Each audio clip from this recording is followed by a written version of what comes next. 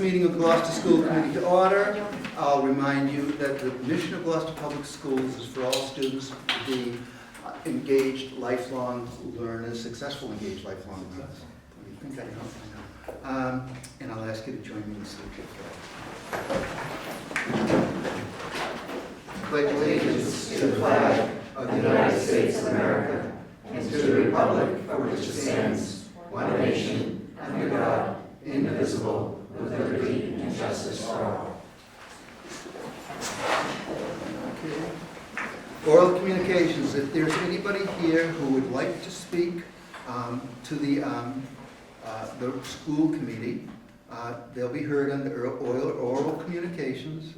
Oral communications shall allow any resident who has a request or complaint of any nature relative to the school committee business to appear before the school committee, state their problem without debate, and the matter may be referred to the proper subcommittee. For items that are on the agenda, members of the public may address the committee with the permission of the chair. Persons speaking under oral communications shall be limited to 3 minutes each and shall submit a copy of their prepared communication to the recording secretary. The school committee chair shall not allow complaints as to individual performance or character. Is there anybody who would like to speak under oral communications? Just step right up to the podium, state your name, state your name for the record. My name is John Van Ness. I'm a student at Gloucester High School, and I'm requesting to rescind the hat ban in Gloucester High School. I've been going there for, I'm a sophomore, going into junior year. My first year in Gloucester High School, I accepted the rule. I thought it was not quite a rule I should accept, but it was my first year, and I just decided to take my hat off. And the teacher or administration asked me to do so. This year, I've been a little bit more reluctant to, and it got to the point where I met up with my dean of students, Mr. Cobbs, and he took my hat for the day and said, you should start a petition if you really don't like the rule. I started a petition. I got 180 students, 180 plus students to sign off that they agree with me that the hat ban should be revoked, and that's why I'm here today. Okay. Did you pass that petition on to Mr. Cobbs? Yep, I passed it on to Mr. Cook. Mr. Cook. Okay, thank you. So you will probably see it at some point. Yes. Okay, we will take that under advisement. Thank you. Anybody else like to speak under oral communication? Hi, my name is Peter Van Ness. I'm a resident of Gloucester and John's father. And I'd like to just point out a couple of very quick things. First, I'm very proud of the fact that what John did was in the manner that would be an extremely respectful way of trying to make a change, which is to start a petition, submit the petition to the proper authority. I think that when you're going to hear when you take this up, which might be at your next meeting, a concern about safety. That the only reason, really given that the ban on hats should continue, is because we can't recognize a student when he has his hat on in the surveillance system. Now, I understand that when you are responsible for 850 kids and keeping them safe, that's got to be a very top priority, and I very much respect Mr. Cook's position on that. And I would ask a couple of questions. Firstly, have a look at the surveillance videos. I've seen surveillance video. It's terrible. You can't recognize anybody, hat or no hat. Maybe the person in the foreground you'd be able to recognize. But anybody, pretty much anybody else in the video, no. Secondly, I would ask that you consider the fact that while it might be a little bit more convenient in 1 or 2 cases a year, or maybe a decade, to be able to recognize somebody with a hat in a surveillance video, weigh that against what it does to the students. You know, every generation has their own clothes, their own music, their own, Noam Chomsky would say their own language, which is what makes English such a great language. Every generation changes it. And you know, this generation has the hat. I don't wear a hat, he wears a hat. You know, they asked Gracie Slick, what do you think of rap music? And she said, every generation's job is to write music to piss off their parents. Okay, so this is what happens. They have it, it's part of their identity, specifically for my son, but also lots of other kids.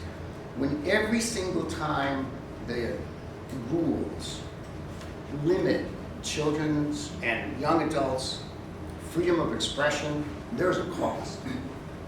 And I would say that if you were to look back, I mean, I'm old, I went to school a long time ago, but I see over the last few decades a marked change to a much more punitive model than there was when I was a kid.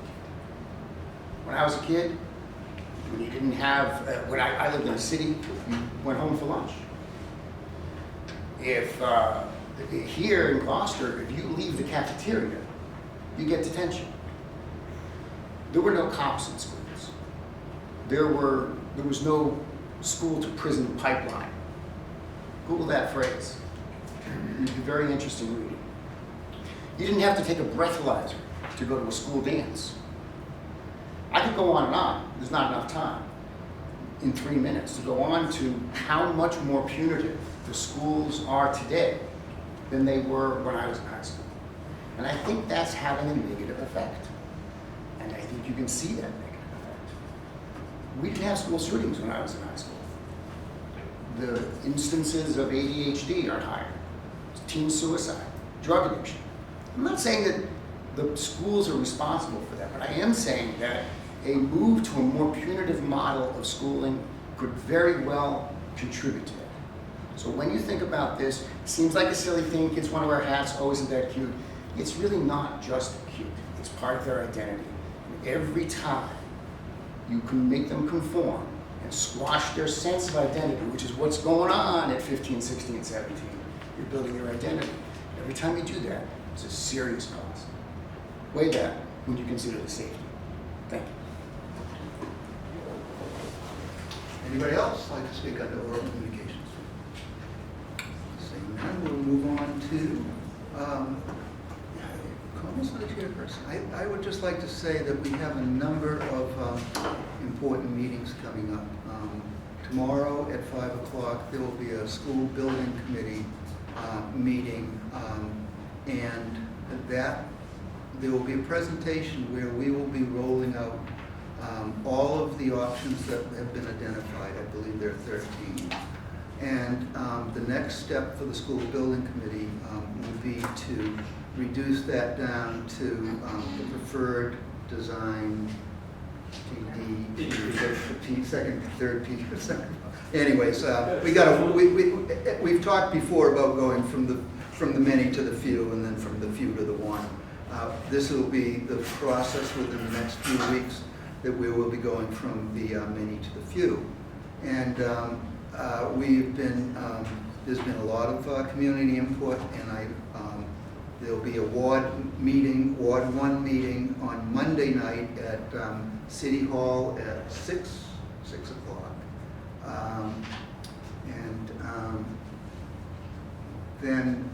But what will happen is the building committee will be in the process of narrowing it down to, I believe, 5. And at our next school committee meeting, we'll be getting a presentation from Doran Whittier, and we will be voting on that submittal, because the timeline has been abbreviated because of the time we spent trying to get information about the titles for the properties. So we're trying very hard to catch up to get back on our schedule, and that will require that the PDP be submitted by August 1st, and we're not meeting in July, so we're trying to get it all done by the end of June. So if you're interested, there's many opportunities to hear what's going on soon. Recognitions. I would just like to recognize both the Docksiders and the chorus for their performance at graduation, which were both instances. They were absolutely phenomenal. The best I've ever heard at a graduation. And also on that same day, and we have backyard growers here today. They did have their Grow Fest. That's what it was called, right? And, it was expanded. It was twice as big as last year, I believe, and I hope as well attended. I was only there at the very beginning, and they had to go to graduation, so I will probably hear a little bit about that later. Any other recognitions? Joel? I want to recognize two speakers. The first being Rebecca Dowd, the valedictorian for the graduating class. She had a great speech at graduation. One of the highlights for me was she discussed how people are smart in different ways, smart with their hands, smart with their voice. And it was, there was a lot of nodding heads and a lot of agreement in the crowd and up on the stage. And then Tuesday night, last night at City Council, Ms. Carney from Vets came to speak on the city budget, and in her speech, she was listing off specialists, resources, course offerings that have disappeared out of this district over the past, decade or two. And it really got me thinking, we all seem to recognize what Rebecca was saying about people being smart in a lot of different ways, and then, whether or not we as a community are following through, that was a stark contrast between the two speakers. I thought that'd be something for us to think about as a community. Any other recognitions? I just want to kind of follow recognizing graduation as a whole. I thought it was an incredible experience to meet the class of 2019. I think the direction that they're going is a role model for the classes to come. We had great speeches, not just by the students, but by Chairman Pope, Dr. Sapphire, the mayor. I thought it was just a very, very well done, very respectful, very hopeful graduation. It's like the students are learning to use their voices, and I really heard that through that graduation, no matter what their message was. Just thought it was really awesome, so kudos to everybody involved. James Cook, it was managed very well. It was just awesome. Best graduation I've ever attended. It was very well done. So kudos to all of them. Including your own? Including my own, yeah. I'll tell you why later.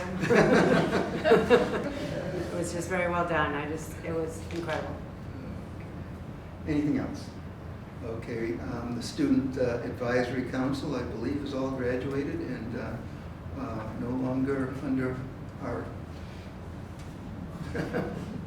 responsibility to but we'll be welcoming a new Student Advisory Council next year.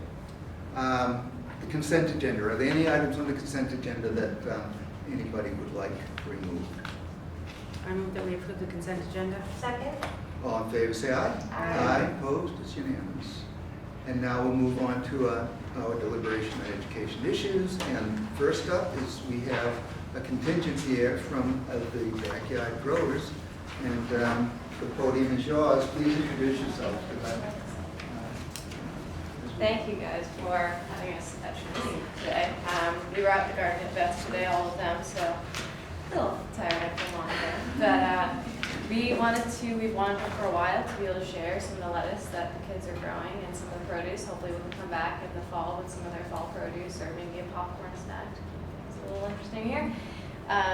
So we brought some lettuce, and I believe some dressing from Willow Rest that was donated for the Grow Fest this weekend. We had a big salad tasting with salad snow cones at the Grow Fest so that everyone could see all this beautiful produce the kids are growing. So a brief update on what we've been doing this year. We've been working at the high school. Going from the top down. We built a new garden there. It's a permacultural, completely perennial and local and native project so that any students and all teachers are invited to use that space as much as they want. It's just an educational space to do photography, writing, whatever they want. And then we're also going to continue to work with the science classes we've been working with. At the middle school, where we've been still doing our 6th grade popcorn project that Abby used to put a lot of work into, and our 7th grade wheat program. So we're going to continue both of those. Both of those crops are already in the ground. and those kids are growing a lot of good grains, and actually a lot of spinach there that then went into our taste tests with the elementary schools. We've done taste tests every month of the year this year, including parsnips, which is a new addition, apples, kale, all sorts of different things. So we'll be continuing hopefully that next year with a lot of really amazing support, especially from the kitchen managers at all the elementary schools we work with really closely, and they're incredible, and they've put a lot of work into making those options really approachable and delicious for the kids, and I think kids really do love it, so they're amazing. I hope you guys can stop for lunch one day. I think the food is really made a lot of strides in the past few years, especially with Martha Joe. So we have lunch for you guys, and then I also just wanted to additionally introduce Corinne, who is our new program director. You guys will see next year, directing our community and school programs, and Emily, who will be our food course service member, who will be replacing Abby, who will be unfortunately leaving us, but we have her for a few more weeks to finish up our Beeman, hopefully if the rain holds off, salad days tomorrow. And I'd like to join us who hasn't already made it. So thanks for having us, and we have some lettuce for you. We did bring you guys for voting for it, but. Before you, Yeah, please. is it okay if I ask Megan one thing? Yeah, could we ask a few questions? Please, yeah. Megan, I got an email today from Laura Lepianka that suggested that you might be expanding your horizons, and does that mean we'll be seeing less of you? You will be seeing less of me and more of Corinne. As of the end of, I love the sheet you went to today. As of the end of June, I will no longer be working directly in the schools. We've been consulting with districts across Massachusetts for a couple of years now. So ideally, my role will transition into doing more of that as that develops and as things on the home front kind of settle with our new program director, new staff.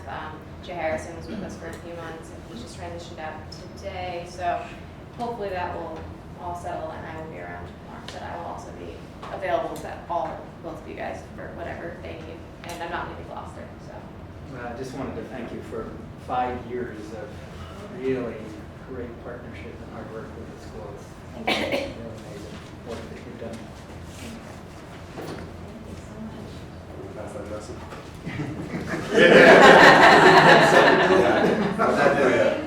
That was a good one to duck. I have a question Yeah, please. about students. You say you do taste tests. Yes. And how does spinach go over with elementary kids? Oh, spinach is great. It's one of their favorites. We serve it in smoothies. So green monster smoothies, we call them. They ask about the smoothies every time they see me, like without fail. Every time I'm in a school, they're like, "So when's the smoothie day?" And it's always in May, and we always do the same. But they also, I mean, that's the only one that we like to really focus on not hiding any of the vegetables and making them all really obvious what they are. And the smoothies are green, and they're like, aren't the nicest shade of green always, but the kids love them, so they do know that that's what's going on. And then they also really love kale. We do kale chips, and it's like very obvious what's going on. And they really love all of them. We have the numbers. Abby painstakingly counts all of their votes and sees how things went over. But I don't think there's been anything that they didn't like. So they get very excited. Even when we're there to like check in with the principal or kitchen manager, they're like, "So what do you have for us today?" I'm like, "Oh, it's next week. Next week we got something later, not today." But yeah, they like spinach. It's great. The hardest part of it is actually getting them to not eat the lettuce directly after they've harvested it and wait to wash it and necessary steps. They really they try to sneak it. It's hilarious actually. They think they're getting away with anything, but really it's just lettuce, you know. But they love it, so why not? Anything else? What will you have for the fall? You said that popcorn, there's popcorn. Yeah. But So. do you do root vegetables? Yeah, so the elementary schools, they've been planting as they harvest their lettuce, they turn around and they harvest their fall crops. They'll be planting and then harvesting pumpkins, winter squash, beets, carrots, potatoes, and dry beans. And then all of those things, carrots they prefer raw, but the rest of them they roast up. And then the beans are used for a sort of different activities. But everything else is roasted up and they'll eat them. We'd love to bring you some if you'd like to sample some roasted beets. Just don't Don't tell the kids, they like them. I'm glad they like them, that's awesome. It's funny, the teachers are always the hardest part of the beats. They're like, no, I'm like, but just a bite, like, just not in front of the kids, guys. But, yeah, and then we'll be harvesting the popcorn and the wheat, right in fall too, and then we kind of make them wait a little bit for the payout on the popcorn and the bread that they make, but we'd love to share that with you guys as well if you'd like to have some. And then we'll usually do apple taste tests in the fall. We have all of our harvests. We'll have something go on, I think, at GHS, ideally, if James wants to. Kind of almost as a ribbon cutting, because it's we've got to let things grow this summer, so it looks a little bit more filled out, get the fence installed once the kids are gone. But so we'll have a lot going on in the fall. Corinne will keep you apprised of everything. Well, thank you very much. We certainly appreciate everything you do for the students, Thank you. and it's really a valuable thing to expose them to vegetables that they may not have at home. I think back when 100 years ago, when I taught in the 80s, we tried to do an nutrition program, and we started by just showing kids pictures of food, different foods, and see what they could identify. And there were some kids that really could not identify any vegetables in the natural form. Yeah. They could identify, Big Mac or peas on a, Probably sing the jingle for you. Yeah. But that was in the 80s, so Yeah. we've come a long way. They don't always believe us when we tell them that there's carrots right in front of them. I think the kindergartners are a little bit dubious about it, but by the time they're in 5th grade or so, they can recognize a few things. There's also there's an herb garden out there. I know you guys spend a lot of time here, obviously, but there's sage and all sorts of different things in the garden. You guys are more than welcome to pick from stuff. We also installed an herb garden at Burnham, so it's a sharing herb garden. So if anyone needs some parsley, basil, or rosemary for your dinner last minute, feel free to stop by. Can I ask you a silly question before you leave? Please. How do you grow your potatoes? How do we grow our potatoes with kids? I've been very unsuccessful at home. So it's the garden beds just like the ones outside. And some of the schools we have deeper beds that we installed a couple years ago that are for more of the root vegetables, because also the kids love the potatoes. They claim that they're better than French fries, and also the kitchens can use them really readily, and it's an easy thing to plug into the menu. So we do a lot of potatoes. So we wanted them to grow better, but they grow just fine in those garden beds. We just dig as deep as you can, and then plant the potato down, something that's a sprouted potato. Let the eyes kind of sprout a little bit, and then put it at the bottom of the hole, and then set it and forget it, kind of just goes. And if you mound the soil around it as it grows, as the stem goes about this far out of the ground, then you mound it, it'll grow more. Because it's almost like an underground tree. It's like a stem coming up, and then all sorts of different shoots off of it. So the taller you can allow that main stem to go, the more potatoes you'll get. Yeah, we tried that. Just sprout them Try it first. again. I don't know, we had some tall tower thing, my husband's a gardener. The towers are funny. Huh? The towers can be funny. Yeah, You should call us. I will. Salad is delicious. Thank you. Thank you very much. You did Great. it. Thank Thank you. Enjoy the night. And we'll move on to our next item, which is an update on CVTE enrollment. Is Principal Cook is going to do that? And we have they're separate.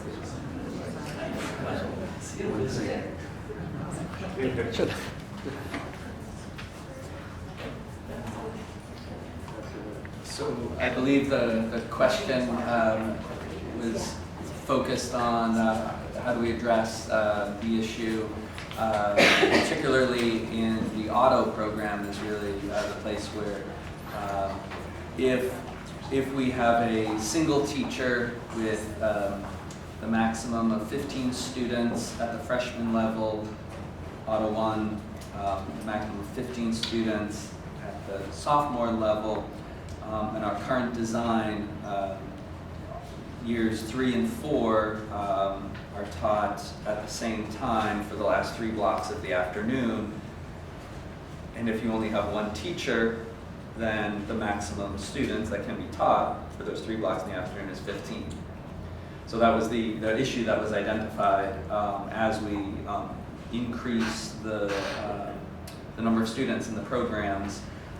How do we address that problem? So we had been looking, Jack Porter and I had met, and we had talked about exploring some grant possibilities.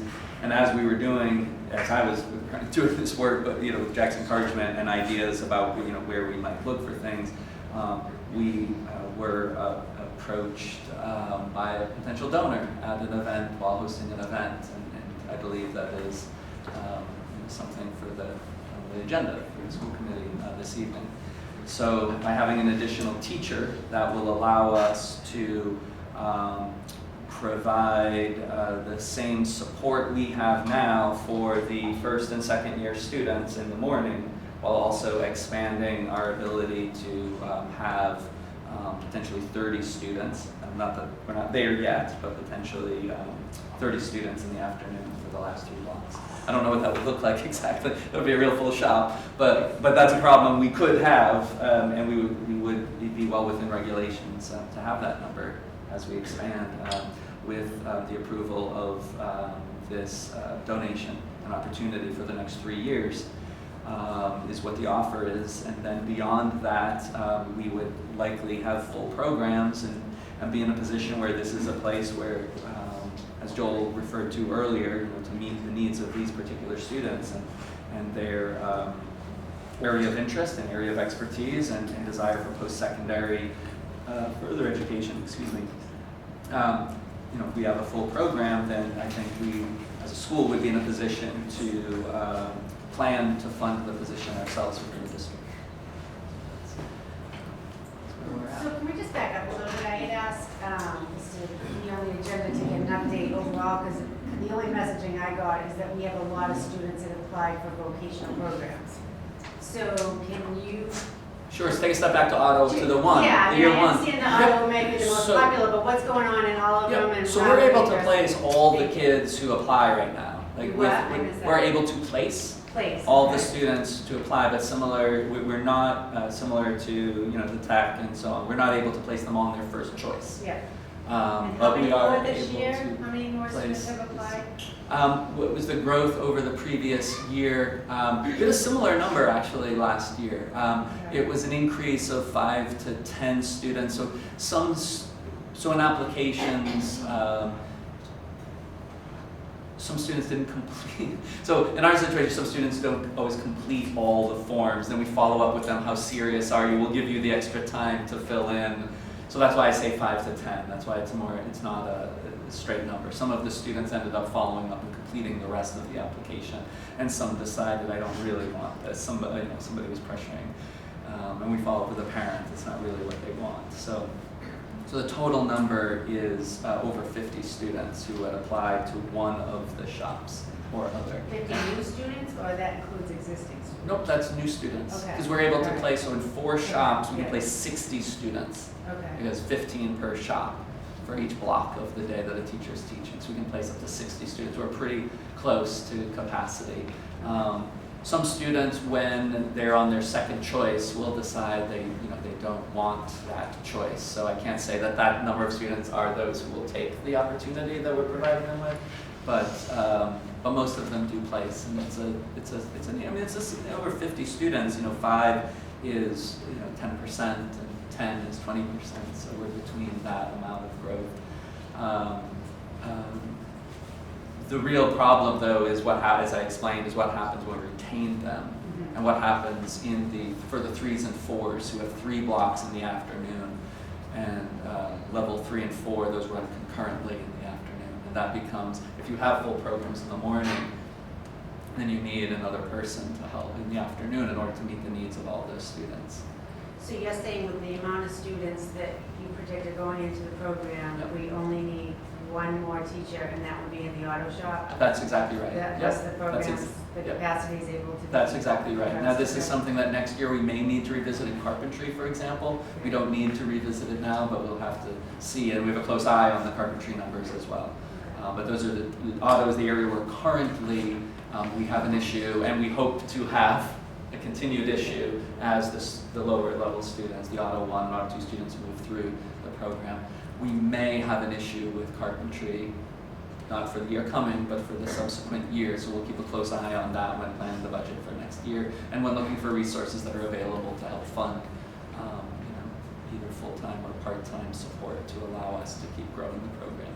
It's a difficult, because the stipulations are so tight, more so than in other academic areas, it's a real difficult process to be as, to have enough without having too much. And I think the decisions to reduce had taken place prior to me becoming principal, but I understand why those were made based on the numbers at that time, the declining overall enrollment of the school. But in auto, we know we're in a position now where we want to grow the program and add, and we have an eye on carpentry for the future. And the program that we were doing with Essex Tech, how is that in effect for next year also? We'll be meeting 21st. on the 21st. Yep. For I'll to do. report out on that in the Okay. superintendent's report. So we'll be discussing what what that looks like going forward. But once we arrived at the sort of solid number of students, there were some, as we had discussed earlier, it is difficult for students. It's a big chunk out of their afternoon to go from Gloucester High School down and back, and so there was a process where a couple students didn't fit their family situations. They had, but for the students who stayed in the program and the couple we pulled in who wanted to leave, it's been really strong, and they really want the program to continue. So. And just finally, with the more students that are coming forward next year, I didn't see any increase in budget requests for materials. So I'm assuming we'll see that at some point, because obviously more students, more materials are needed for the programs. Yeah, I mean, again, that's supplies and things like that. Yep. So yeah, I just and don't want to lose track of this. sure, no question. I mean, so all of those requests, I worked closely with the teachers. They actually made those requests, and we know that we needed to bound. There were some increases by some small increases.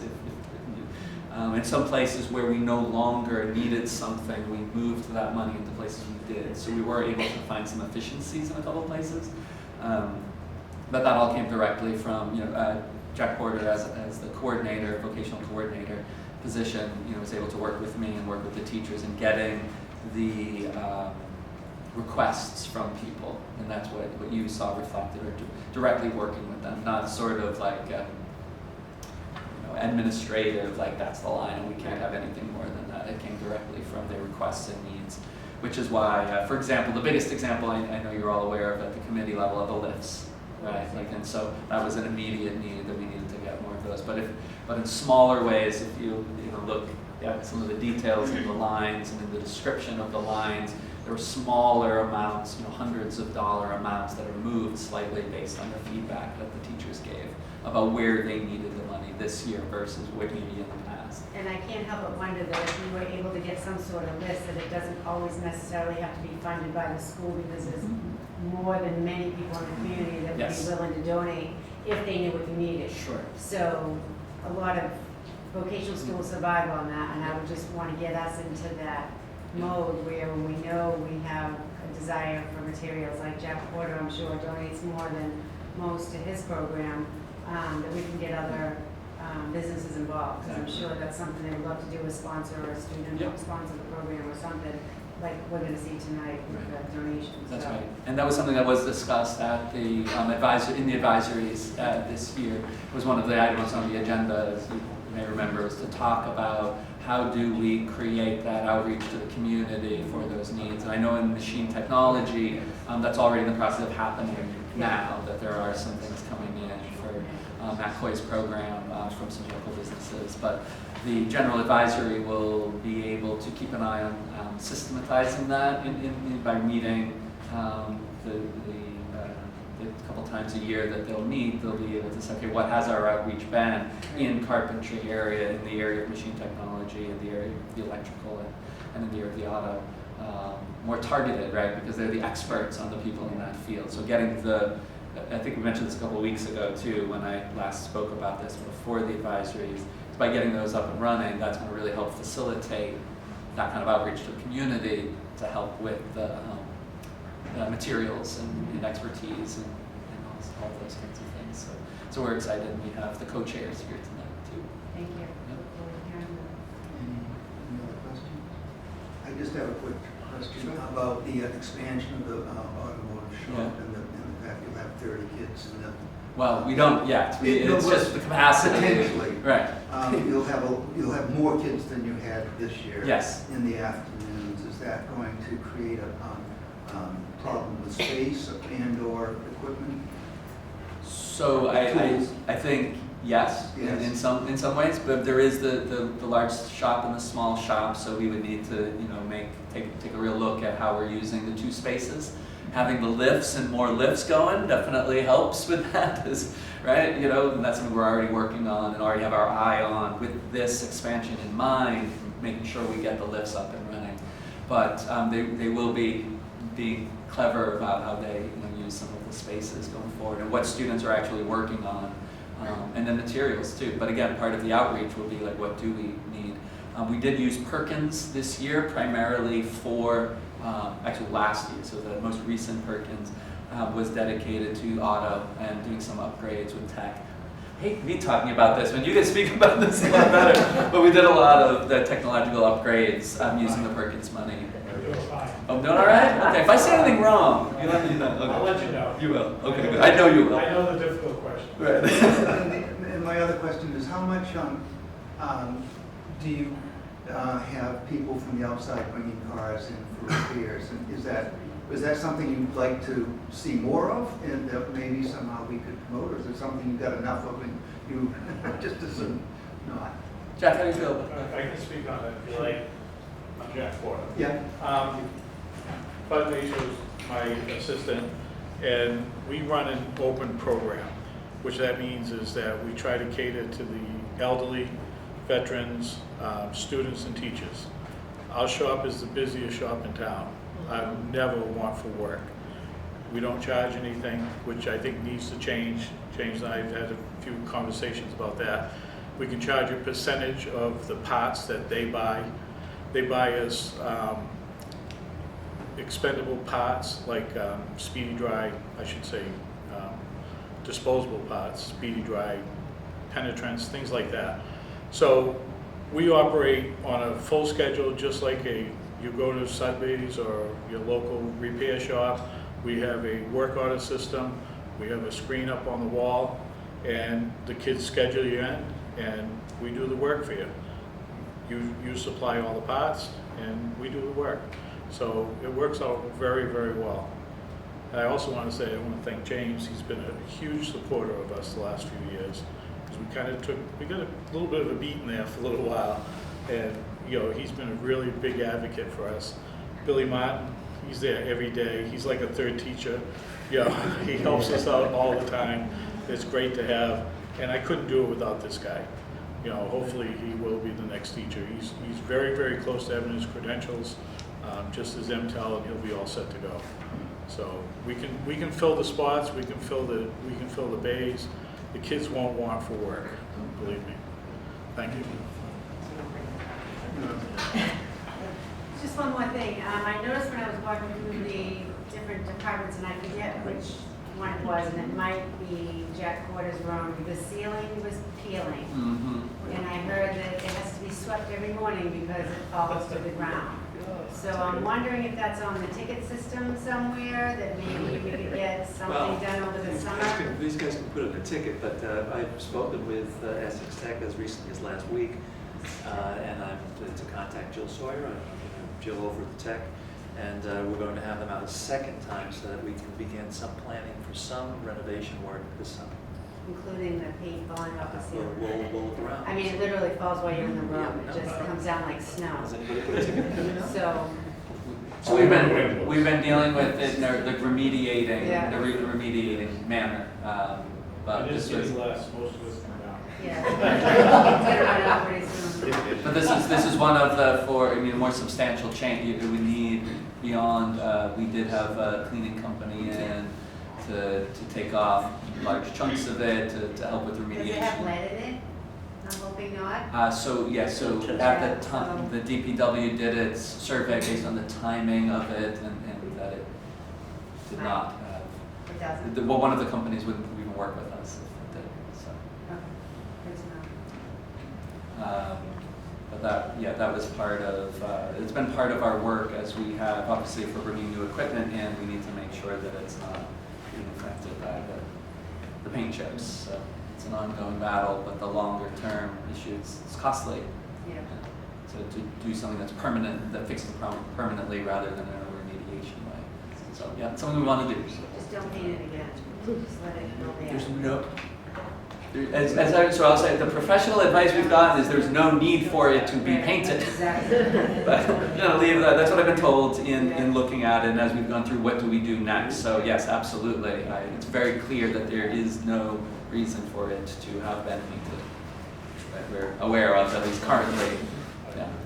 So we'll just transition right into, we have co-chairs of the Vocational General Advisory Committee. So, Mari.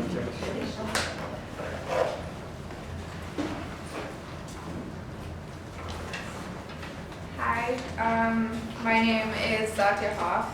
I am a recent graduate from NSATS. My chosen CTE area was advanced manufacturing, also known as machine tool technology. I believe that I have a unique point of view when it comes to vocational education. My dad, Paul Hoff, was taught advanced manufacturing my sophomore year, and his co-teacher was Matt McCoy. Through his experience teaching and I being his student, I became very familiar with the inner workings of administration. I also participated in Skills USA my entire high school career. Freshman year, I got gold and a perfect score on the state level and was able to go to nationals as a national voting delegate, which was really cool. And then the 3 years after that, I participated in the team competition, automated manufacturing, with 2 other of my classmates, and we moved on to states each year, but did not manage to place at states. So, I'm the co-chair with Shire. Formerly, I was the electrical shop teacher, and my son has his own company. During the meeting, the general advisory meeting, I saw a lot of employees.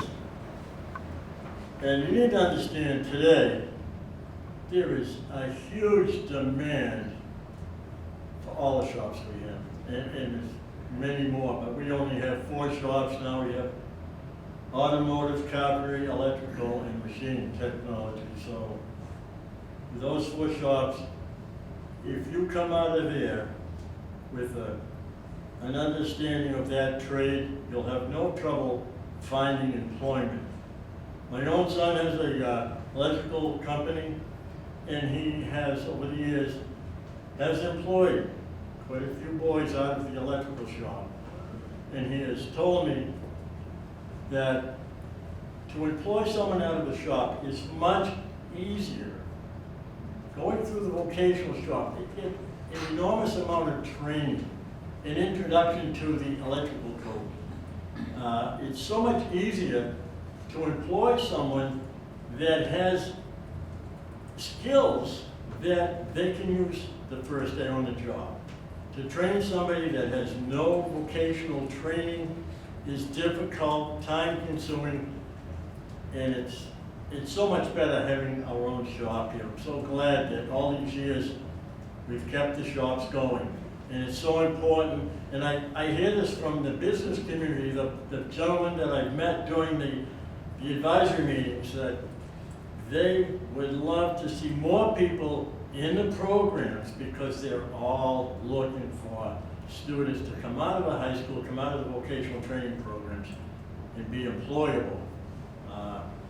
That was what I got out of the meeting, and it's so important that we somehow, I don't know how we do it, but somehow there's someone that can help us promote vocational education, have more students involved, and in the long run, we'll have more seniors graduating in these shops, and it's a win-win situation for the community and the students. So this is what the businessmen want to see. They want to see more students in the programs, and they want to see the programs kept strong. And with your support, I mean, it's going to really be a great thing to have in the future, to keep these programs alive and well. Like I said, I was in the electrical shop teaching for quite a few years, but now I just hang out in the automotive shop and I help out down. I'm just a designated volunteer. That's just, I'm there when I'm needed, I guess. But staff has been a great help. We just, well, somehow somebody nominated me as the coach here. And then Safi said, oh, is there an age requirement? Oh, I must be too old. So that's why we're coaches, right? Yep. You worked out okay, right? Yeah. I'm very vested in vocational education. I believe that there's so much passion and just overall creativity and drive in the trades, and I have not felt like this, I guess, energy in a regular high school. When regular high schools, they're just like, okay, we gotta get good grades, we gotta do this. There's no real end game besides college.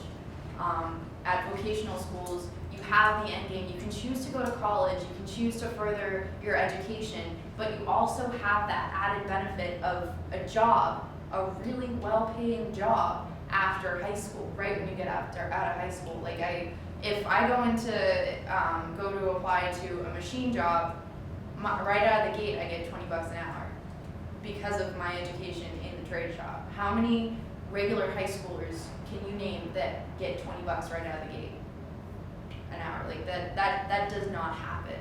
And I believe that the promotion of these trade areas is so key to us as a society to further sustain the future, because so many people are just going to college because that's what they know they have to do.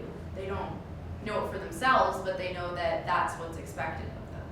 But pretty soon we're going to be out of machinists, we're going to be out of plumbers, we're going to be out of carpenters. Like there won't be many at all. Like I know in the machine field, there are most of the machinists, they're going to be retiring in like 10, 20 years. So all of that accumulated knowledge, it's going to be gone. And we're going to have to start from scratch. And that's pretty scary. Because if we don't have that knowledge, if we don't have those trades to fall back on, we don't have the foundation of what society needs to keep it upright. This is huge for us to be able to keep that foundation sturdy. And trade schools are the way to go when it comes to that. Even if you don't go into the trade, having that knowledge is so important. Well-trained Essex Tech student. It sounds like you should go talk to our eighth graders about vocational programs. I'll do it. I like, we have a big investment in the advanced manufacturing, and I think having somebody that actually has that knowledge and education would make that career available to them. Get them to understand what it's all about. I just found out tonight that she's done 4 years in machine technology. I thought she was in just for a year or so, and then I found out, met her dad, but in dad's machines. You've been in there for 4 years. Wow. Yeah. Showed me a few tools that she made, and I thought, wow, I remember the days way back when I was tool and die maker, but that was before I was an electrician. But I can relate to what the things that she was showing me, I could relate to, and it's amazing. This young girl has been exposed to the trade that I started in many years ago, and it's a great thing, it really is. I just hope that we can build on the shops that we have, and I see the automotive building up strong, and I'd love to see the other shops do it as well. Hopefully they will. And like you said before, there are so many jobs out there. The jobs are, oh, it's unbelievable. How many employers are looking for qualified people? For example, my dad, who's a machinist, applied for a job the Friday of 4th of July weekend online, and he got 5 interviews and 2 phone interviews on that Monday for a machinist job on 4th of July weekend. Just to give you perspective, like there are, one of the stats I think is there are 1 million jobs that they're trying to fill in the United States. It's called the skills gap. And for at least I think machine, I'm not sure about the other trades, but it's huge. And another thing is people don't know what machine is. They're like, when someone says like, oh, I made this on a lathe, they're like, what's a lathe? What's machine? Oh, do you just weld stuff? Well, that's a whole other field, dude. So one of the, there was kind of a moment ago about the auto shop. One of the things that I'm interested in having the advisory committee possibly exploring is as a patron of that shop, one of the things I've noticed is because there's no financial side to this, customers are required to bring in their own parts, and customers are not always great at getting the right parts, and there's an inherent delay. And so I'd be curious if there was any example of the other auto shops whereby there's some donation made and it kind of acts as a small, very small endowment, maybe it's a line of 15 grand or something, where the auto shop will say, oh, you need the following parts, and we have this line of credit essentially where we're able to purchase the part from the local stores, get it delivered, fix your car, and then you pay us for the part. Even if we're not charging for labor, pay for the part upon release of the car, something like that, just to help move things through that shop faster than pull the car in, diagnose it, send it back out, call the owner, hey, bring the following parts in, they come down the next day with the wrong ones, but you don't know until you get on the lift and you start trying to put it in, you realize it's the wrong part, comes down at the lift, back up to the parking lot, etc. So that's something I'd like the advisory committee trying to figure out if there's a solution out there. We don't have to reinvent the wheel, but other auto shops will figure out a way to acquire parts for customers through some sort of pile of funds that get reimbursed by the customer to pick it up. That'd be interesting to hear about. I believe Essex Tech does something like that, but I could be wrong. I'm the answer It tonight. sounds like you know all about this job. I may have brought a wrong part in once or twice. I think once. Once since you've been there. Any other questions of the coach?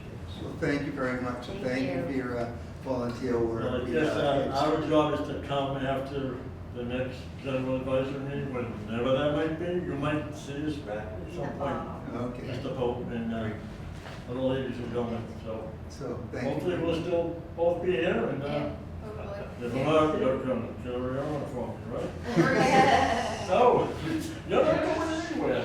Hopefully not. Okay, Thank you, sir. Thank you. I'd like to take an item out of order here at this point and jump over to action because we have a grant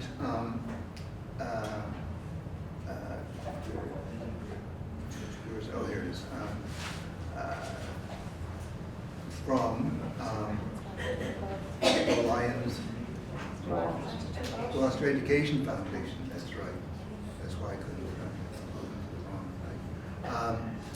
A acceptance of a grant from the Gloucester Education Foundation, funding from the Lion War Auto Group in the amount of $150,000 in increments of $50,000 per year over the next 3 years. And this is for the auto shop.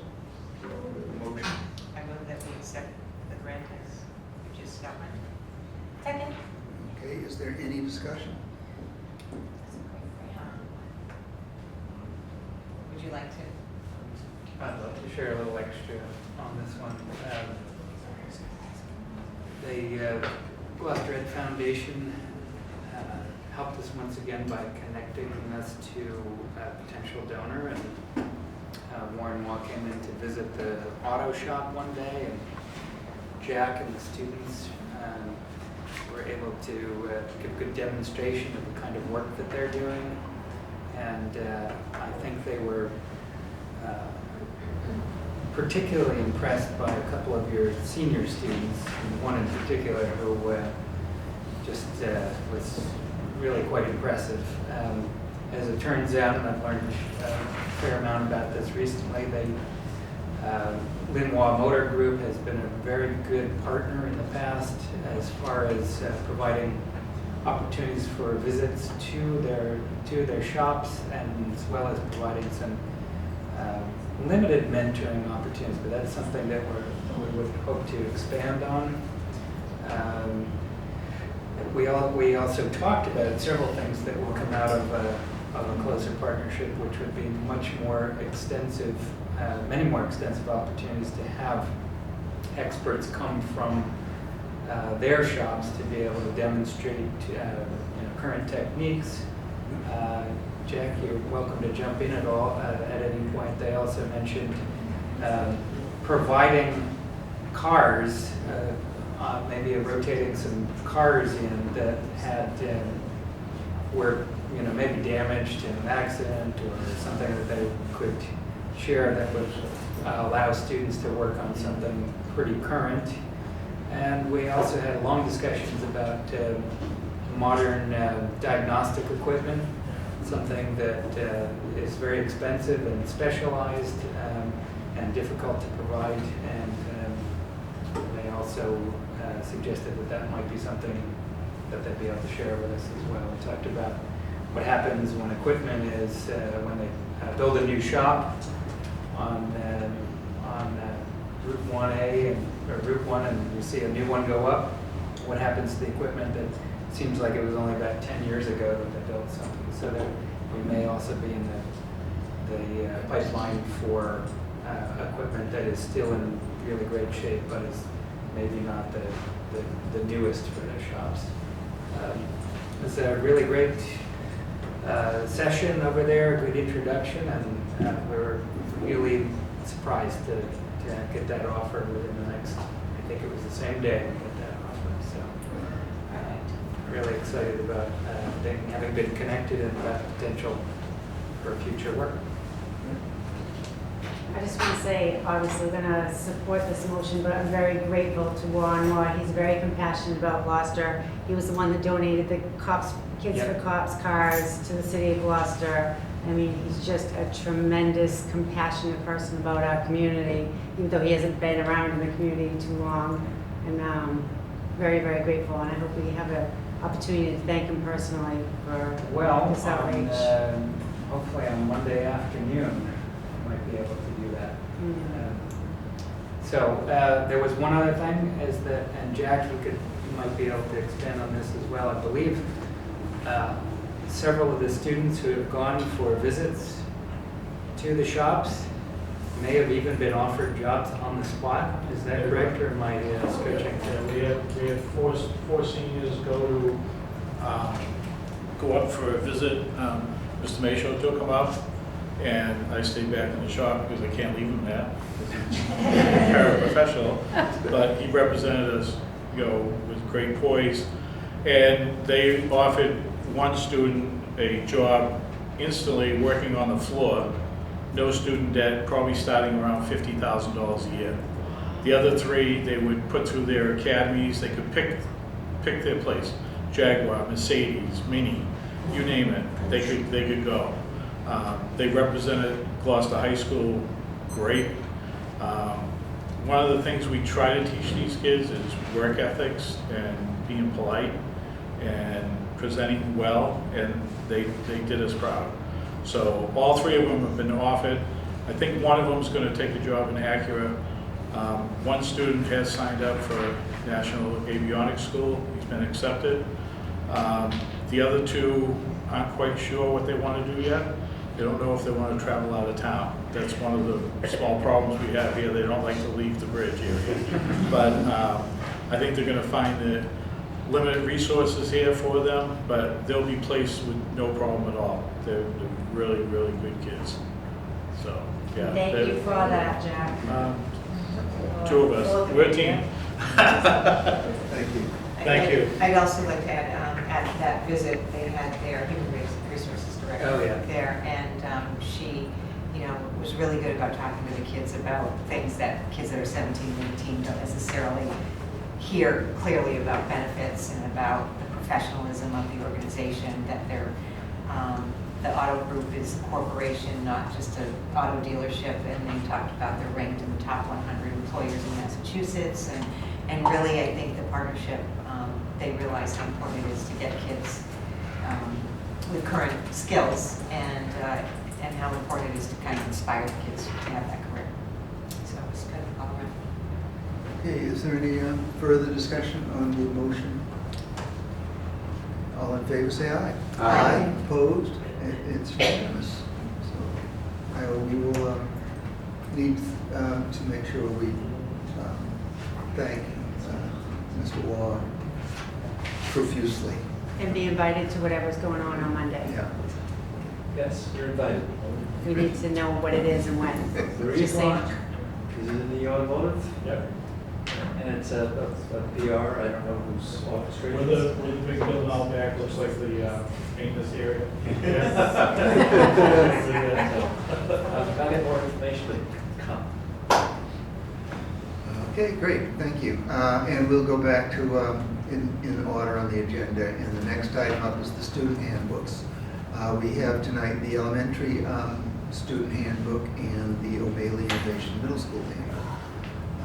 Which one was in first? I can start with the elementary because it's more rudimentary in the sense that what you have is virtually the same handbook that you examined and approved last year. There are a couple of cursory changes and one significant.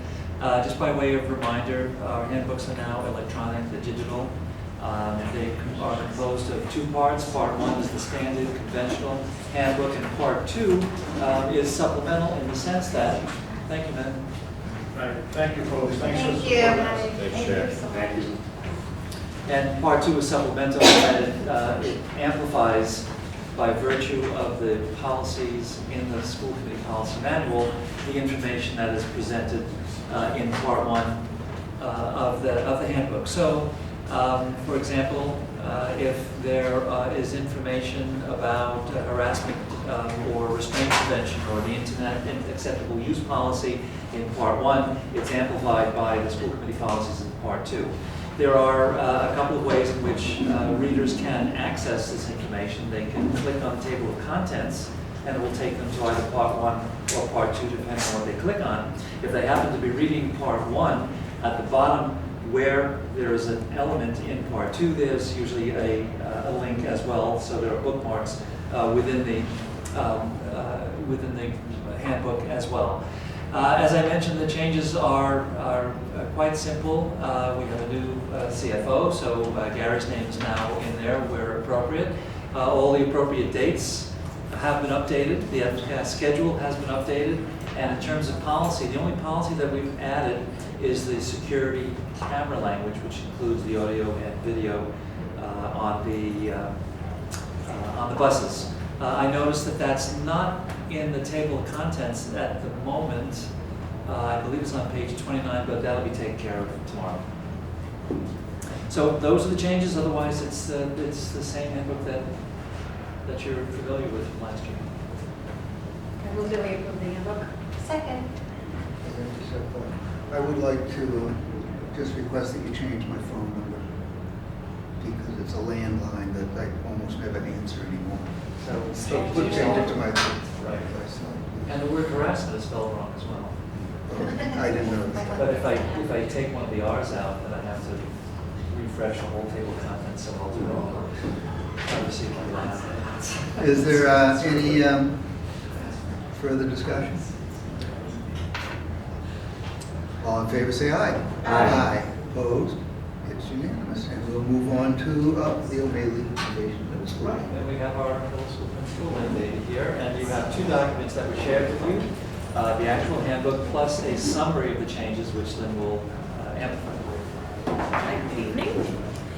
So we just have a few changes that were made in collaboration with site council and the staff. The first on page 8 relates to the homework assignment. The section on academics in the handbook talks about assignment notebooks. We're moving toward a consistent posting of assignments using Google Suite and Google Calendar this fall, so we wanted to make sure that was noted. And PTO has generously offered to purchase assignment books hard copy for the 6th and 7th graders who don't take their Chromebooks home. So that those changes are there. Acceptable dress is always a hot topic this time of year when the weather finally gets warm. Site Council was particularly concerned about this with regard to these policies being difficult to enforce and the question of why we have them, wanting to make sure that we were not being gender biased, wanting to make sure that they didn't elicit body shaming in the conversations. So Site Council spent some time looking at policies from a variety of districts nearby and wanted to come up with something that was simple, direct, clear, and not unwieldy to enforce. So we emphasized in our summary that we're in essence looking for kids to come to school and treat it as their workplace, attire that's comfortable, but that keeps them covered reasonably, without measurements of lengths of hands to skirts and strap widths and all that kind of stuff. It's very simple in terms of tops and bottoms, basically covering you. A couple of safety situations with regard to sunglasses, hats, footwear, and so the bullet list was added to replace the paragraph which the council felt was very vague. So this is the policy that's been approved by council and by faculty. I just have a procedural question. Don't we have a school dress policy in our school committee policy book? Because I'm wondering why we're going to have all these different policies, and we should probably have one that's consistent with all the schools. Because we don't want one school operating under a different policy than another. So I've been hearing a lot about hats and clothes lately, and I'm just wondering if now is the time that our policy, because I think we have one as a school committee, gets reviewed to incorporate what you're doing as opposed to it being in our O'Malley school policy. It should be a consistent policy which can be enforced with procedures on how it's enforced so that everyone's treated equally, because I know that's not going on right now. So I'm just taking this opportunity to mention that. I don't know if it's before the handbook gets printed or, sent out for a signature, but I don't want to have our policy, because I believe we have one, be inconsistent with what O'Malley's doing and whatever is going on at the high school. So I just want to throw that out there. JICA is student dress code. You get there.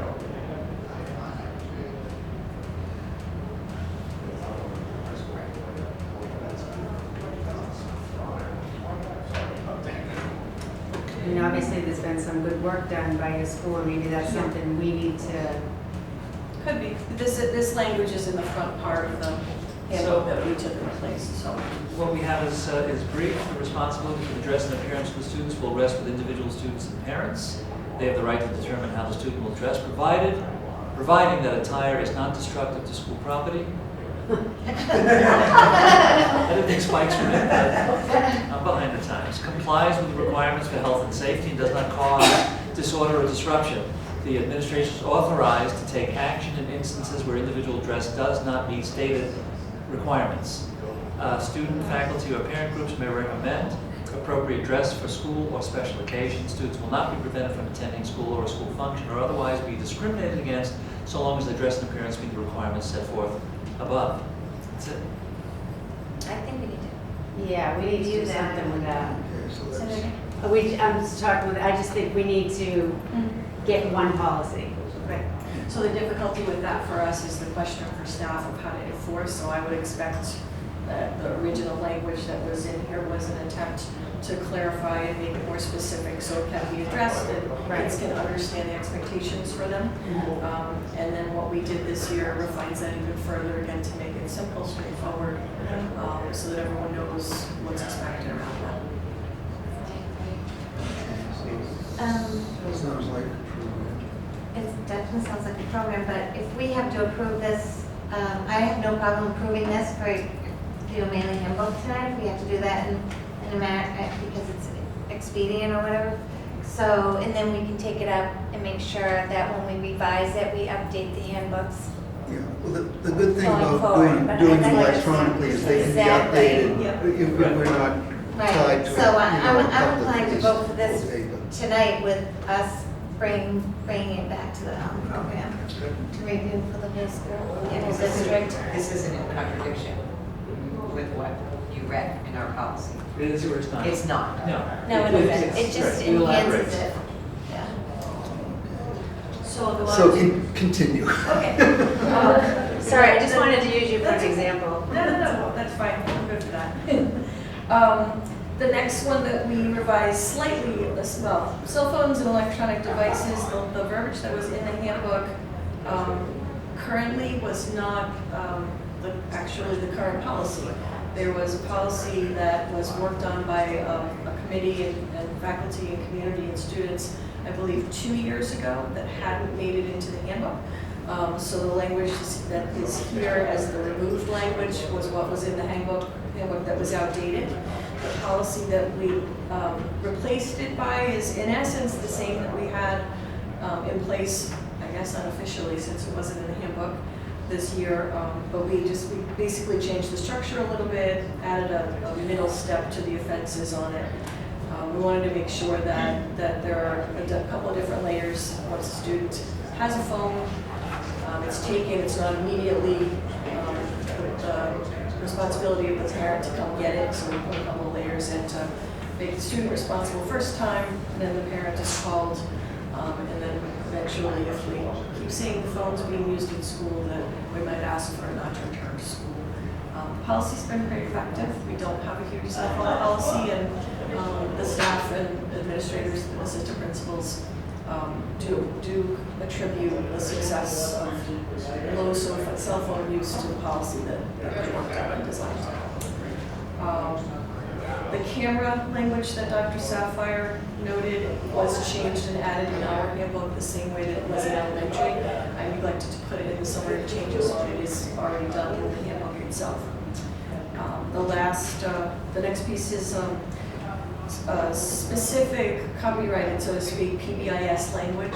O'Malley last year, I think, really ceased using the formal PBIS program, still emphasizing the focus on the sales initiative to build the positive culture. We've been doing some safe and supportive schools work. We're bringing in responsive restorative justice practices as an example of the vaping diversion program that we've talked about. So this language really isn't an accurate description, and they do have a specific program from the May Institute. It didn't feel right to leave this piece in. The levels of infractions that are currently in the handbook as to what they increase level 1 to level 3 in seriousness all remain the same, with the exception of the vaping diversion language. So the summary has two things out of order here. Page 24 in our handbook is where the legal references are to tobacco and vaporizer use by students. All of that still applies exactly the same way. The difference with our addition of the vaping diversion program is in the infractions. So the level 3 infraction now has an additional language that speaks to the opportunity to have the diversion program for first offenders to reduce suspension. And then if the program is, the student fails to complete the program or there are repeat offenses, we may take additional steps. There are occasions where we might feel that a review of the program might be appropriate, but we retain flexibility around that so we can do whatever is needed to best support the student. And on that note, as of Monday, last year we had 34 vaping offenses that were determined. This year we're at 22. So that's, 1 year's data is not enough. It does not set a trend for us, but it's definitely a decrease since last year. And the program is well in use and will be continuing. And that's everything from me. Any questions? Questions? Thanks. Do we have a motion to accept the O'Malley Innovation Middle School Handbook? Second. Any discussion? Great work. Thank you. All in favor? Aye. Opposed? Unanimous. We'll go back to,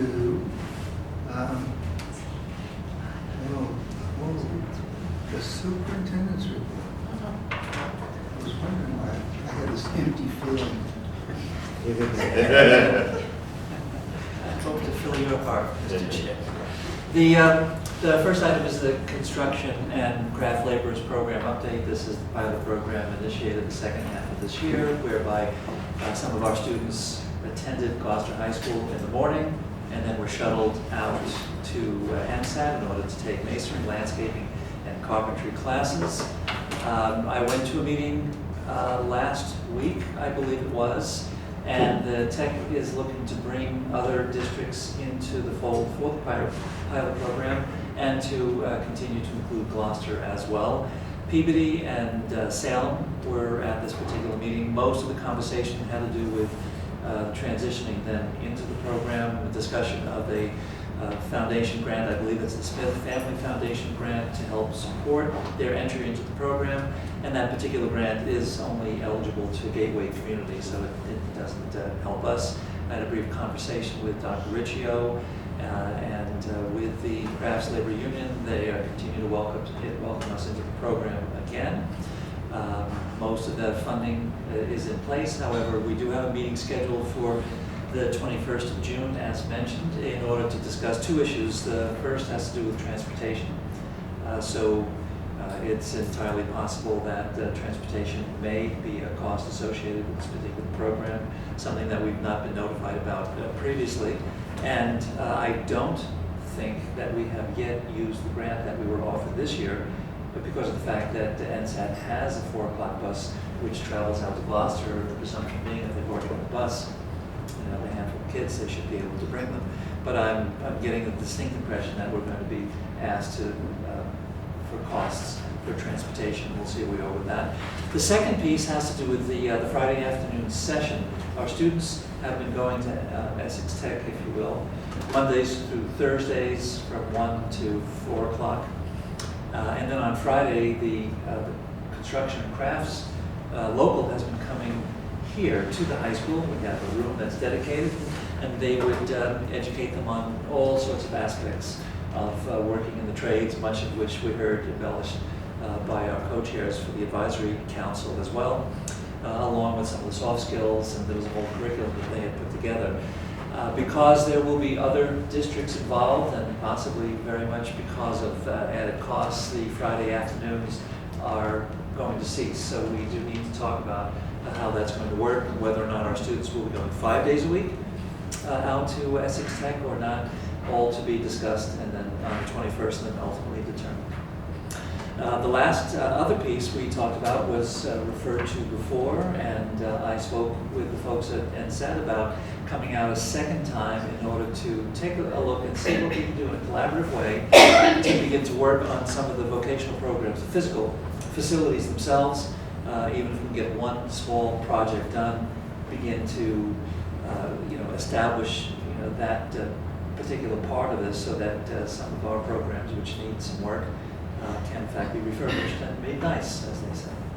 So that's what I know so far, and I should be able to fill you in a little bit more on the 26th at the next school committee meeting, because we'll have that, as I mentioned, on the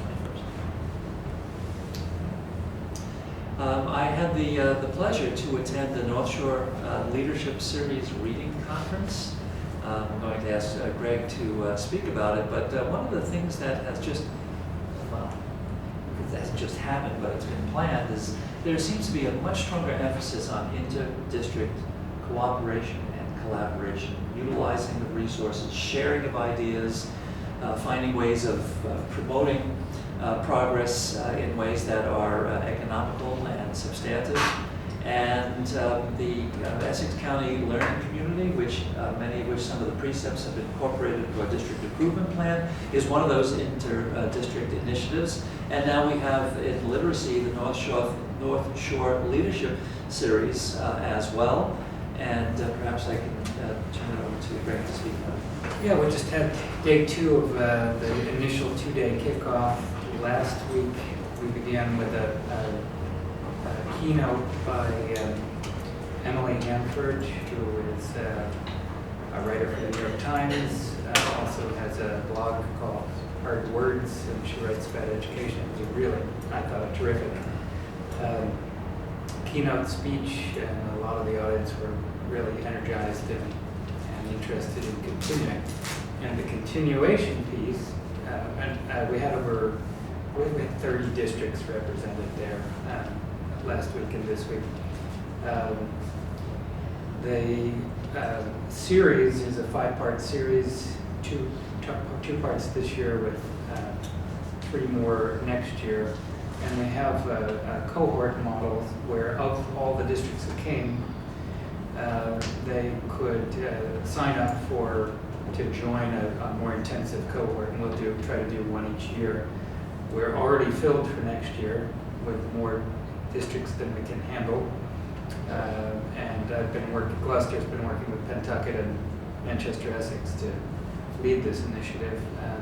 And we already have people signed up for cohort 2, which will be the year after. And in those cohorts, what we'll do is we'll identify areas of need, but areas for deeper knowledge building among teams from each district and school. And those teams include, in each building, a principal, a literacy coach, if they have a literacy coach, and a special education liaison or coordinator in each building. So those 3 will be together all year long with other members from their district and other members from the 2, 4, 6, 8 districts who are in cohort 1 next year. And so what we'll do is go deep on, for example, the really challenging issue of scheduling and designing a literacy block and what that looks like and how to resource that. That's a real challenge in different schools. So rather than trying to do all of this on their own, we will pool resources and expertise.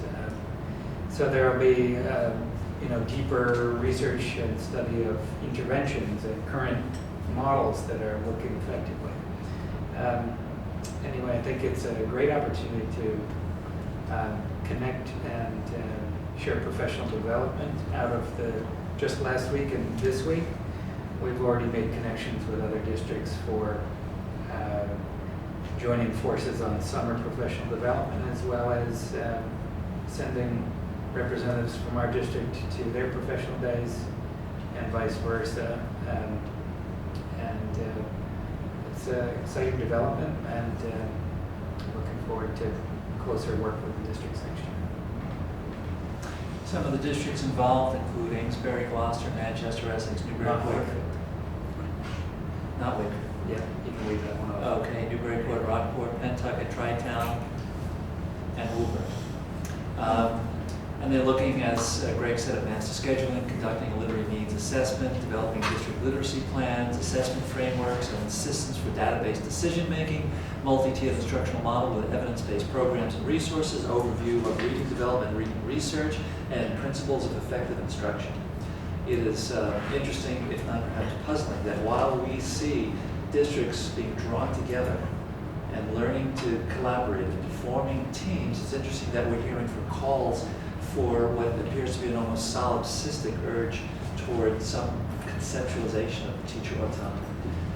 But again, I think that the rising tide of cooperation between districts is fundamental, research-based, and solid. So we will continue to participate and to abide by those kinds of principles. We met, we were asked to meet with, they called and contacted us, a group called the Karen Foundation. There's a person who I think is local, a woman by the name of Anne DeRaismus. Anybody know this person? What's the last name? DeRaismus, D-E and then capital R-A-I-S-M-E-S. No, but she facilitated a meeting with this particular foundation. And they've come just to offer their services and their resources. First based in Pennsylvania, they operate drug and alcohol residential treatment centers in a number of states. And they came to talk to us about some of the resources that they can provide for us. They have a whole host of educational programs. One of their focuses has to do with addiction, how they can help children at risk.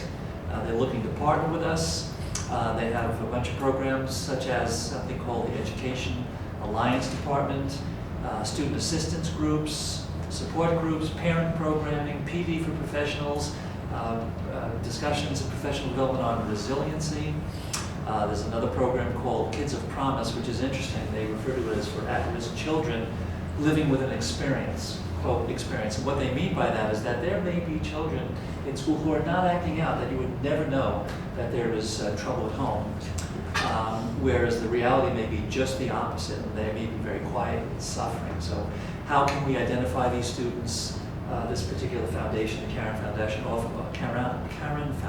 offers a range of program services and also professional development kind of message with particular children who may be silently suffering with these kinds of circumstances. They help sponsor educational forums. They spoke about a particular speaker, a former NFL player who himself did not have an addiction but grew up in a family where there was addiction. And they were talking about what a great speaker he is. And we spoke about train the trainer kinds of programs on nicotine cessation, resiliency, as I mentioned, and a host of other things. So James was there, and Marie Jordan, who sits in on a lot of our health, safety, and wellness programming. And it's an almost encyclopedic resource, and we'll see what we can avail ourselves of. I also met with the Business Education Collaborative this Monday morning. It was a sort of a wrap-up session and a bit of planning for next year. We spoke about the KPN College and Career Fair, which takes place, was it in March, James? College Career Fair was in March. In March. Mid-March. And there's always a critique on how it went and how it can be improved. And I believe they set a tentative date for this coming school year as well. Some of the other areas that they're involved in have to do with DECA support, the Business Enterprise Association, DECA. We talked about financial literacy and interviewing skills. GHS is looking to incorporate earlier in the fall reading and writing beyond high school, interviewing skills, etc. Also, Representative Ferrante wants to meet with the Business Collaborative and myself and James to see how we can further promote financial literacy in our schools as well. Some of the other things that were discussed have to do with career days, bringing professionals into the schools, and a real highlight is an internship program that we have whereby close to 20 to 30 students will be working in businesses this coming summer. They begin July 1st, they work for 6 weeks, they'll be working a minimum of $9 an hour. They'll also be meeting Wednesday afternoons in the library to discuss soft skills, job-related skills, etc. Some of the jobs are paid by employers, and others will be working, they'll be receiving a nonprofit stipend. So that was the school year-end wrap-up with the Business Education Collaborative. Did you say they were getting paid $9 an hour? No, they're working 9 hours. Oh, working. Yeah, I don't know exactly what the pay is, but they'll be paid either by the business or through stipend. We are centralizing our registration over the summer. In the past, families have needed to seek out the particular schools in their catchment area, but that is, of course, a bit difficult because you can't guarantee that somebody's going to be in the school at the time in order for that to get done. So we will be publicizing the fact that we will be centralizing our registration, that we will have somebody here on Tuesdays from 8 to 12 and on Thursdays from 12 to 4 o'clock. We'll make sure that there are signs on each of the buildings, that the phone voice will also have messages, so if anybody calls the school asking, we'll be putting it on the website. I'll send it out as a school messenger as well. If any families know of parents and guardians that might be registering students this year, that they should check the website for the centralized registration.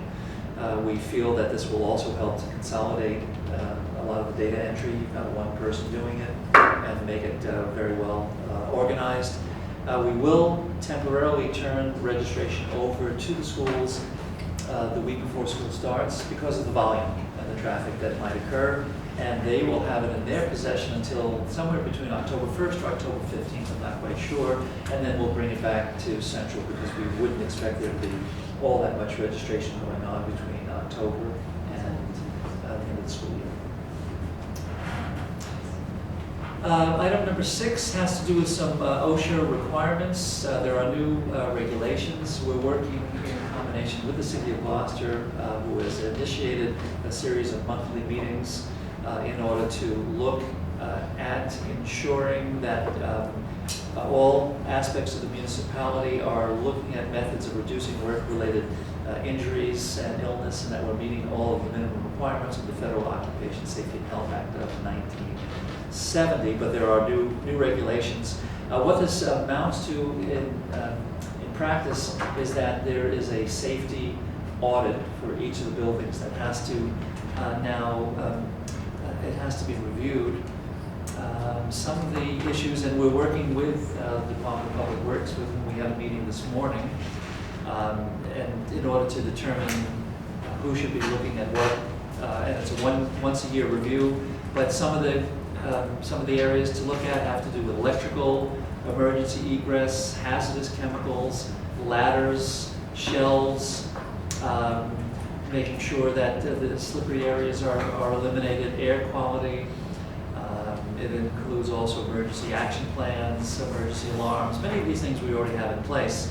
Exit doors, exit signs, exit route access, exit route dimensions, fire safeguards, etc. So what it boils down to is that there will be ongoing monthly meetings to review safety, the status of safety in the various buildings, and that at a minimum there will be a once a year self-audit to be distributed between people that work in the buildings and Department of Public Works. And last, just looking ahead, there's a Leading with Access and Equity conference taking place October 24th with the Department of Education. The conference will be focusing on systems and strategies to ensure that every child has equitable access to a world-class education. That's the quote from the Department of Education website. There's a host of different agencies that will be involved, and in the interest of us knowing what some of the latest recommendations and practices are, we will be looking to send a team over to that meeting next year on October the 24th. Skip number 5. How did I do that? That's preschool. The pre-K district, yes, well, I could have also covered that later on, but your point is well taken. We have been meeting with the architect Doran Whittier on possible locations, relocations for the preschool and the district office. We met with them yesterday. They have come in with some cost comparisons, looking at the possibility of either the pre-K, the preschool, or the district office, or both, moving to O'Malley, moving to the high school, or staying here at to Blackburn. So there are some preliminary cost estimates which have been informally presented to the city as well as recently as yesterday also, and we'll be seeing sometime in the near future what the city feels is going to be the most feasible way of moving forward with respect to the ultimate location / relocation of the preschool and the district office. Any questions for the superintendent? Motion? Move we accept the superintendent's report. Second. Okay, all in favor say aye. Aye. Opposed? It's unanimous. We had no committee meetings for the last 3 weeks.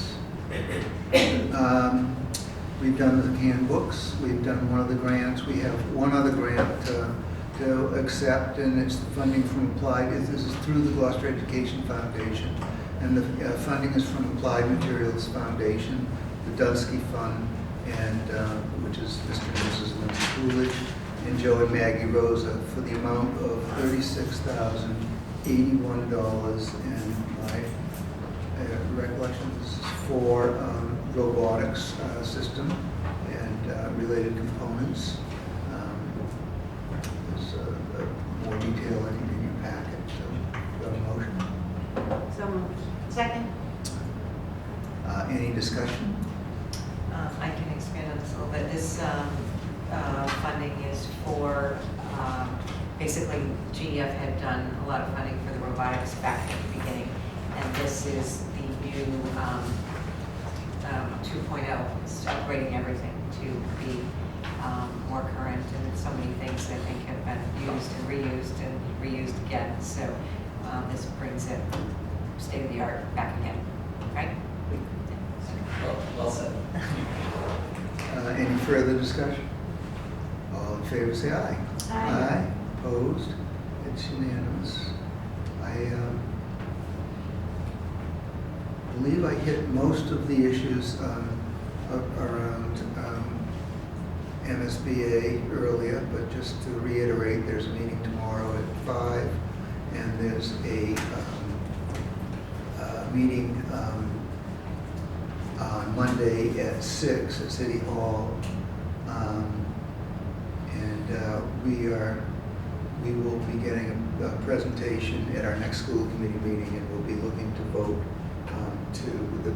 the committee will make a recommendation narrowing it down to the 5 required options that MSBA is looking for, and we will be wanting to vote on that before that next meeting. So it would pay to attend one of those meetings, so it's not, you're not getting it that night. That's all. So what are the 5 things? Well, right now they're 13. I mean, I could list them all off, but there's a. You mean 13 potential There's- solutions? Right now, Renovating. I think 13, Right, there's renovating Yeah. East Gloucester as it is, there's renovating with it as an addition for 230 students, renovating it with an addition for 440, building a new school at East Gloucester, and there are a couple of different iterations of some of these. Yeah. It's not like there's just one option of those possibilities. And then there's the renovating veterans for 440, or building a new school, or also building a new school at East Gloucester, building a new school of veterans, or building a new school at Green Street. So we're going from 13 to 5? I think that's the intent right now. I mean, the committee may say 6 or it may say 4, but we're going to present, it's going to, that's about what we're, to cover the MSBA is going to require that we submit just the pure renovation. They're going to require that we submit one pure renovation, renovation and addition for 220, and a renovation and addition for 440 on East Gloucester, and a new school at East Gloucester. Maybe not, I don't So know. just 4 of the 5 are assigned for us. And then there's the new school at Veterans, a new school at Green Street. Did you just say that 4 of the 5 are going to be required by MSBA? No, I said that there are Renovation addition, Yeah. new school, and new combined school are all going to be required that we select? Yeah. It's 4. So we're picking 1? No, we're We're picking going from 5. 13. No, we're picking 5. Eventually, we'll pick one. What I mean But is, that's not till if we have to next. pick 5, but you said MSBA is going to make us pick 4 of those 5. We've Yeah, already told but us what 4 because of of those 5 are going to be. because of the different sites, there's going to be at least 5.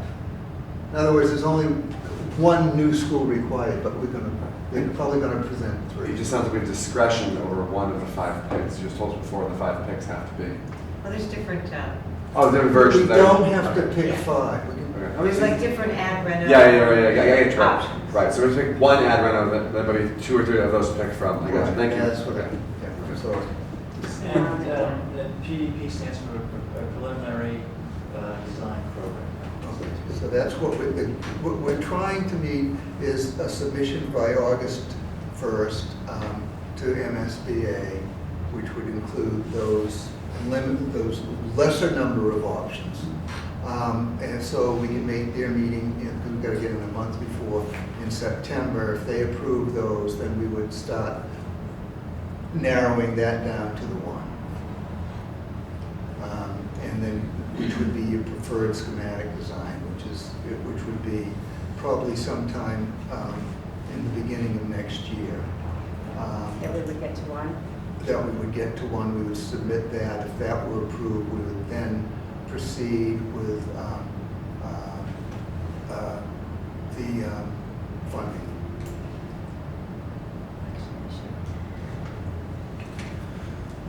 So that's that. What else do we have? Preschool location, superintendent already spoke to that. We have a letter from the chief of police regarding preparing for prom and the graduation season. This is just for reference. And there's also, I included in the letter, the cover letter, and the executive session minutes that we approved last, with some changes last meeting, so that it's in the packet now, so it's a public document. Okay, the only other thing I'd like to mention is that we met with Rockport last night, and we've come to an agreement on the job description for a study, and we will be bringing that forward at the next meeting for a vote. We'll be voting to accept that as the job description, what we're looking for in the study, as well as looking to get the city is committed to, long ago committed to funding it, so we'll be asking them to fund the study. And that will be at the next meeting. Anything else? Yeah. There was an article in the Gillnetter probably about a month ago about access and what's blocked for the students on Chromebooks and their ability or inability to access things. And I didn't know if we could get maybe a report or some, where do we stand with other communities? I know when there's a track meet in Beverly or Danvers, the kids can go on their Wi-Fi. Our kids can go on their Wi-Fi and do their homework if they have time. So they have more open access where we do not. So are we blocking sites? Are we blocking access that we now have moved beyond where we need our kids to have more access to whatever? So I just was hoping to get some feedback on that particular thing at some future time. I give a quick update if that would be helpful here, and then you can see what other questions you may have. So I did meet, I had already had a plan to meet with Brendan Henry from the IT department to specifically go through what securely the system we're using is blocking. And we actually made some adjustments to some of the, specifically to the drug language, which comes up a lot. So if a student is looking, doing research on heroin, for example, right? They're probably not looking for purchasing heroin, right? And if they misspell it, you can actually get to the sites. And this is one of the things we've learned from talking to students, and there are these workarounds students have created. So we unblocked a lot of those sites because there already are other filters for purchases, for example, and that sort of thing. There are other ways of filtering for that. So that was one of the specific complaints I think Mila Berry had earlier in the year that I was looking into with Brendan, and so we finally had some time allocated to look through exactly what is blocked. So we went through and we actually tweaked the categories and changed the categories to see if that would benefit the students. And so then we'll be following up with students at the end of the year to figure out, okay, did some of these changes we made make it more beneficial? The other, in specific response to some of the things the students had told us about things that were blocked that are useful for them. The second question you had asked, I think, is about a bring your own device policy, which is a separate question, I think, for IT about that. But it's a district-wide policy about how we handle a bring your own device situation, which currently we do on an individual basis, based on folks coming into our building and then having IT provide, if the principal approves that this person needs access in our building, then we're providing them with the bring your own device access code. But that's a separate issue, exactly. I just wanted to distinguish between those two issues. Yeah. So I'm following up with, working with IT on helping get a better, do a better job of filtering, allowing things that are educational and continuing to filter out things that shouldn't be observed during the school day and are dangerous for kids and that sort of thing. So we did make some tweaks post the article, but some other people had already brought some of those things to my attention through student government earlier in the year, so it was a process we'd started and I'd initiated a time that Brenda and I could sit down. So we're working on it, and then we'll check in with the kids again and see how it's going. Okay, I'm comfortable. That answer makes me very comfortable that it's kind of a fluid thing and you adjust as needed so that the kids obviously can do it. And I have a much better understanding of how the system works now, that I was actually able to sit down with IT and go over with them about what can be adjusted and what can't. That'll help me explain it to kids as well. You know, when I meet with them again, hey, these are some things we can affect. So good question. Glad I stayed for that one thing. I know it's important. It is something that's been on our mind, and I know it affects our kids. And, Thank you very much. Anything else we need? I do, not for that topic. On May 31st, a letter went out to parents with an attachment regarding the accountability Massachusetts school system. Wasn't aware of it until Joel sent an email to us, and that's a little bit concerning in itself. So what I'd like is to receive a report from the administration to respond to the report, maybe go to program for a discussion, and a report back to the committee. And I'm thinking of things like, do teachers' goals need to be, does the information in this report need to be in the thoughts when we develop teachers' goals in the fall? And also, do we need to revisit any goals of the superintendent to respond to this? I mean, we were a level 1 school, high school, and now we're in the lowest 10th percentile by this report.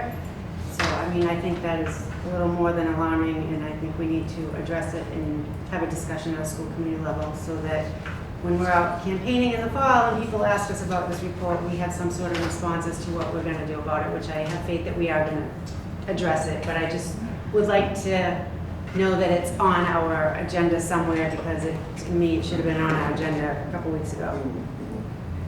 We'll get there. I can speak to that too. I did do a presentation when the report came out. Glad to say for this too.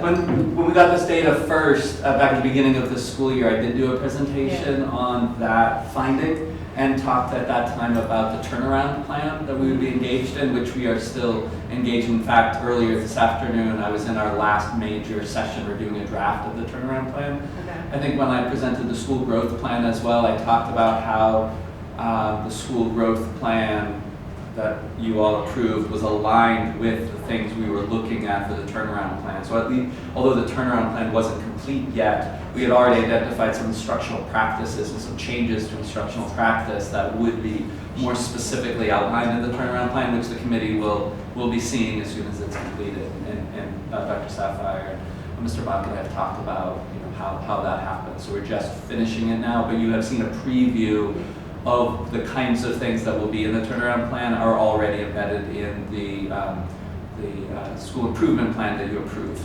It's a big part of that process.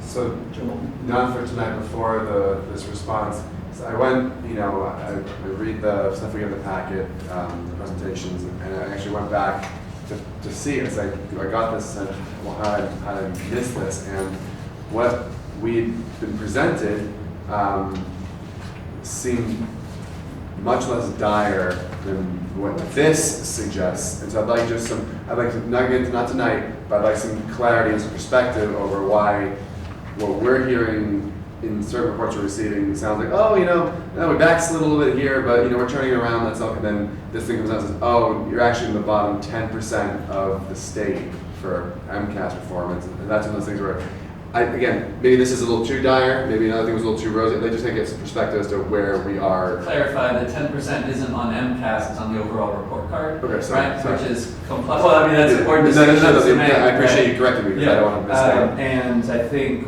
one of the things in presenting, I would certainly say our emphasis was on how we're adjusting to our changing population of students. Right, so rather than putting it as dire or not dire, we're saying our current practices, some things that we've been doing that have worked, as Melissa cited, where our school had been in the old system, the old system didn't have the same emphasis on students with the highest needs. This current system really zooms in and places a particular focus on the bottom 25% of students. You probably heard me say that before a few times. And so rather than it being dire or not dire, we know that it's significant for the students who are highest need. Those students count more in the survey currently. And so a lot of what you heard in the school growth plan and school improvement plan, and what you'll see is really focused on those students. If you look at the report card that we got, for example, our AP percentages were very high. We actually were above what was expected there. And if you look at some subgroups in some of our MCAS scores as well, student growth percentiles actually improved in English, those kinds of things. But if you focus, as the report does, on our highest need students, that's where the plan is focused on, us doing a better job. And it is a extremely high priority among us. So I'll say urgent, right? Rather than talking about being dire or not, it is an urgent concern and something we're working on every meeting we're having. So if the urgency didn't come across previously, it's been in the work all year, urgency. I do recall us saying that we were in the 10th percentile. I do recall us saying that there was a mandated turnaround plan. I do recall us saying that we were applying for a grant. I do recall us saying that we had brought a consultant on who would help develop the plan. So I'm not interested in characterizing other than reporting that these facts were presented to the school committee. And I share James and everyone's urgent concern. And the plan is due a little bit after the 26th, but I think that it is imperative that we provide as much flesh and bones about the turnaround plan so that you know what is being put into place for next year. Able to flesh out what was brought up in general points previously. I'll be able to flesh that out in great detail on the 26th if that's in the committee, which I expect you are interested in making sure to get that to. So am I hearing we're going to hear something in a couple weeks? Yes. Okay. The turnaround plan, like I say, we got our last meeting about the draft today. It's going to go out for re-looking at the details again, because there's a lot at the level of deep precision makes a big difference in the outcomes. So, but then it's due just after the school committee's next meeting. So we'll be able to ask questions about this too, because I just have a couple about the report. Yeah. With the DAC communities, it's Right. just not anything necessarily particular to us, but just. And these report cards have to go out. It's mandatory because of the fact that we receive Title I funds. Anything else? Before we go into executive session, we are going to go into executive session for 3 different items. The approval of the food service tentative agreement, to receive a report from the GTA Sick Bank representatives regarding the GTA Sick Bank request, and report on the status of negotiations for transportation, AFSCME A, and the GTA. We will come out of executive session only for the purpose of voting the approval, if it's approved in executive session, of the food service tentative agreement. So do we have a motion to go into executive session? So moved. Second? Okay, roll call vote? Chairman Pope, Yes. Ms. Sweet, Yes. Ms. Prince, Yes. Kathy Clancy, Yes. and Mr. Cavazza. Yes. Okay, thank you very much, David. We'll see you in 2 weeks. Well, We'll have a 5-minute recess.